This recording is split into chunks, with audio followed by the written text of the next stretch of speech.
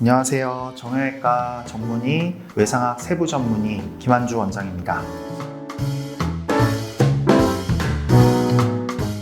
오늘 제가 준비한 내용은 골절 수술 후 금속판 나사못이 부러졌어요. 부재, 불류압의 징후를 캐치하자. 오늘 이런 내용으로 제가 얘기를 좀 해보려고 합니다. 환자분들이 외래에 오셔서 금속판 아니면 금속정 이렇게 수술을 하는데 금속판이나 나사못이 부러졌다. 이거 어떻게 해야 되냐 이렇게 내원을 하시는 경우가 있습니다. 우리가 뼈가 붙었다고 하는 것을 유압이라고 합니다.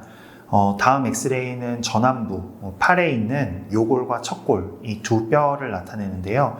수술 후에 뼈가 붙은 상태, 이것을 유압이 되었다고 합니다. 하지만 다음 보시게 되면은 요골 부위는 뼈가 붙었는데 척골 부위는 수술하고 나서 1년 이상이 지났는데 뼈가 붙지 않고 골절 부위가 까맣게 보이는 것을 확인할 수가 있습니다. 간격이 더 벌어진 것을 볼 수 있는데 이것을 불류압, 뼈가 붙지 않았다라고 합니다. 또한 다음과 같은 경우에는 엑스레이를 보시면 뼈가 이렇게 휘어 있는 것을 볼 수 있는데 이런 경우는 이제 뼈가 어긋나서 붙었다 라고 해서 부정유압이라고 합니다. 수술을 하고 나면은 모두 뼈가 붙을 거라고 생각을 하는데 뼈가 붙지 않는 경우도 많습니다. 불류압의 정의를 보시게 되면 뼈가 부러진 후에 9개월 이상 뼈가 붙지 않는 골절에서 방사선 검사상 연속된 3개월 이상 뼈가 붙어가는 징조가 보이지 않는 경우, 이것을 불류압이라고 합니다. 즉 쉽게 말씀드리면 수술을 하던 비수술을 하던 9개월 이상 지났는데 뼈가 붙지 않는 경우를 불류압이라고 하고,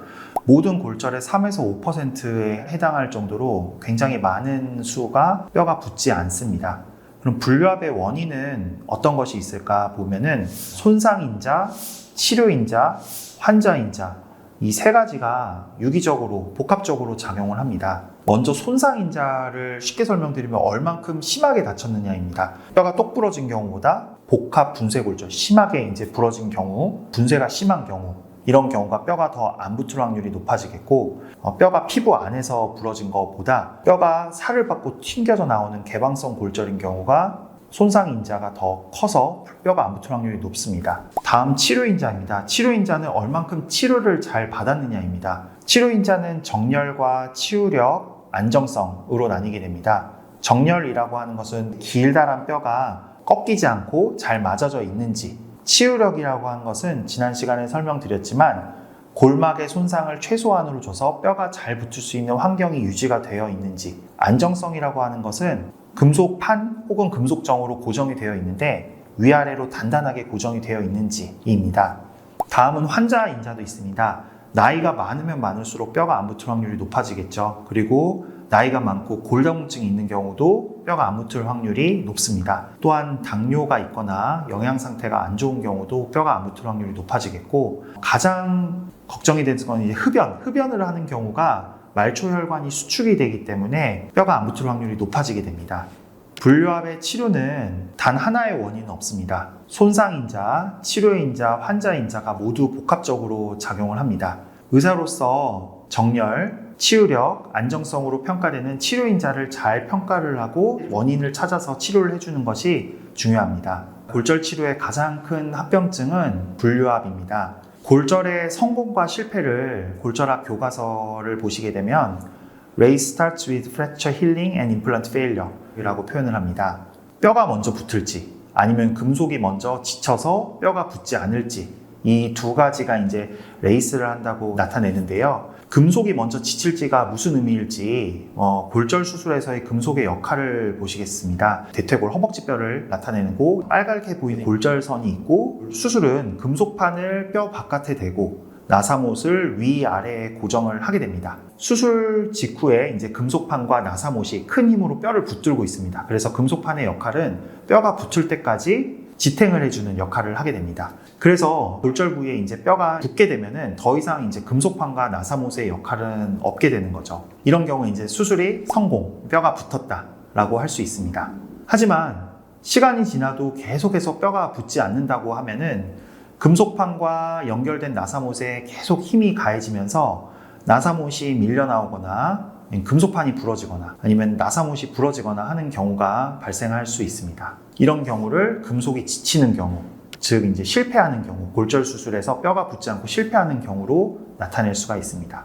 그래서 분류압과 내고정물의 실패 징후가 있습니다. 하나씩 살펴보면 골절 간격이 벌어지거나 골절 부위가 경화되거나 금속판이나 금속정이 부러지거나 금속판이 뼈에서 뜨거나 나사못 주변에 뼈가 흡수가 되거나 나사못이 부러지거나 나사못이 밀려나오거나 골절 부위에 각변화가 생기는 여러 가지 골절 실패의 징후들을 외래에서 엑스레이를 보면서 잘 찾아내는 것이 중요합니다. 다음은 쇄골 관부의 분쇄 골절인데요. 쇄골은 이렇게 길다랗게 연결이 된 뼈인데 하나의 뼈가 분쇄 골편 2개를 포함해서 4조각으로 된 것을 볼 수가 있습니다. 수술 후 1개월째 엑스레이인데 골절선이 확인이 되고 금속판이 위로 고정이 되어 있고 수술 전처럼 보이던 심하게 어긋난 것은 잘 맞춰진 것이 보이는데 시간이 지남의 경과에 따라서 1개월째, 3개월째, 1년째 엑스레이를 보게 되면은 1개월째에 비해서 3개월째 골절 간격이 더 벌어진 것을 볼 수가 있습니다. 골절 간격이 벌어지게 되면은 그때부터는 조금 더 외래에서 엑스레이를 찍어서 보는 간격을 좀 더 짧게 하면서 이것이 실패로 갈 수 있는 것을 미리 캐치를 해야 됩니다. 근데 이제 환자분께서는 계속 엑스레이를 찍으면서 보셨고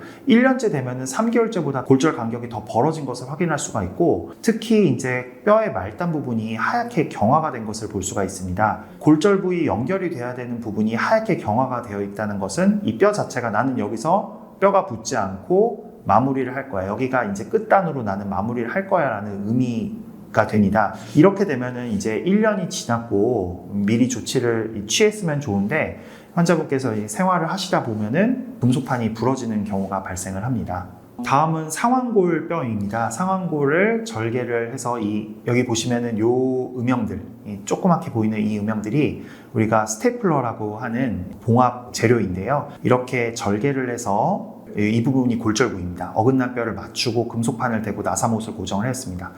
수술 직후에는 뼈가 굉장히 잘 맞아 있고 금속판이 고정이 되어 있고 나사못이 위로 3개, 밑으로 4개 단단하게 고정된 것을 볼 수 있는데 수술 1개월째 금속판이 뼈에서 뜬 것을 확인할 수가 있습니다. 수술 직후에 비해서 약간 떠 있는 것을 볼 수가 있는데요. 수술 2개월째 금속판이 뼈에서 완전히 뜬 것을 볼 수가 있고 뼈가 꺾여 있는 것을 볼 수 있습니다. 이렇게 보게 되면 이 골절 부위에 각변화가 생기면서 금속이 실패했다는 것을 알 수가 있는데 앞서 말씀드렸던 것처럼 분류압의 기준인 9개월입니다. 하지만 이렇게 1개월, 2개월이 돼가면서 금속 실패의 징후가 보인다. 이런 경우는 빨리 조치를 취해야 됩니다. 다음은 나사못과 금속정이 흔들리는 경우가 있습니다. 뼈 바깥에 되는 금속판으로 고정 수술을 한 게 아니라 뼈 속으로 들어가는 금속정을 넣어서 수술을 하였습니다. 수술 직후 3개월 후, 9개월 후 엑스레이를 보게 되면 시간이 지나면서 약간 이렇게 휘어져 보이는 것을 볼 수가 있습니다. 각변화가 생기는 거죠. 뭔가 문제가 생겼다는 것을 알 수가 있습니다. 엑스레이를 확대해서 보면 골절 부위 아래쪽으로 나사못 주변이 까맣게 변해 있는 것을 알 수가 있습니다. 골 흡수, 뼈가 흡수되었다고 하는데요. 할로사인이라고도 합니다. 뼈가 붙지 않았기 때문에 금속정과 나사못이 지속적으로 이렇게 움직이게 되는데 뼈 속에서 나사못이 움직이게 되면 주변의 뼈를 녹이게 됩니다. 그것을 골 흡수라고 하고 그런 경우에 이런 식으로 엑스레이가 나사못 주변에 까맣게 보이는 경우를 볼 수 있고 또한 마찬가지로 금속정도 우리 추 움직이듯이 밑에서 이렇게 움직이게 되다 보면은 두꺼운 피질골을 이렇게 갉아먹는 경우가 생기게 됩니다. 이 지속이 되게 되면은 피질골이 부러지거나 나사못이 밀려 나오는 경우가 생기게 되겠죠. 그래서 이런 경우에도 빠른 조치가 필요합니다. 또한 같은 상완골 골절에서 후방 금속판을 대서 골절 고정 수술을 한 경우인데 수술 직후 그리고 4개월 후 엑스레이를 보게 되면 수술 직후에는 골절 부위가 와이어로 감싸져 있고 뭔가 단단하게 고정이 되어 있는 것처럼 보이지만 4개월째 되면 골절 부위가 좀 벌어진 것을 확인할 수가 있습니다. 확대를 해서 보면 수술 직후에는 금속판의 나사못들이 잘 연결이 되어 있는 것을 확인할 수가 있는데 4개월 후에는 나사못이 금속판에서 다 부러진 것을 확인할 수가 있습니다. 이렇게 되면 결국에는 이 금속판의 기능은 없다. 뼈가 붙지 않았는데 이 금속판의 기능이 없다는 것은 분류압으로 가는 신호로 확인할 수가 있습니다.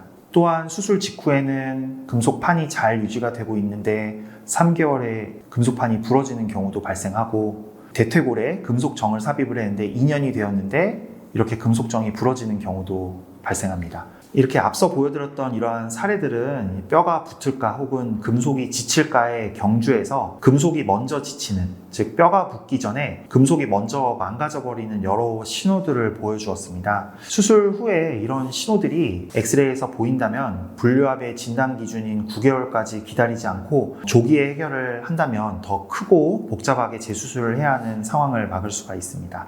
정리를 하겠습니다. 분류압의 정의는 9개월이 지나도 뼈가 붙지 않는 경우를 분류압이라고 합니다. 분류압의 원인은 손상인자, 얼만큼 많이 다쳤는지, 치료인자, 수술을 잘 받았는지, 환자인자, 세 가지 인자들이 복합적으로 작용합니다. 금속의 역할은 뼈가 붙을 때까지 버텨주는 역할을 하는 것이고, 엑스레이를 통해서 분류압, 내고정물의 실패 징후를 미리 포착하는 것이 중요합니다. 이전에 골절 수술하셨는데 뭔가 불편한 점이 생겼다, 혹은 엑스레이에서 뭔가 문제가 생겼다, 이런 경우에 궁금한 점이 많으실 거라 생각됩니다. 골절 전문의로서 대답을 해드리겠습니다. 이상입니다.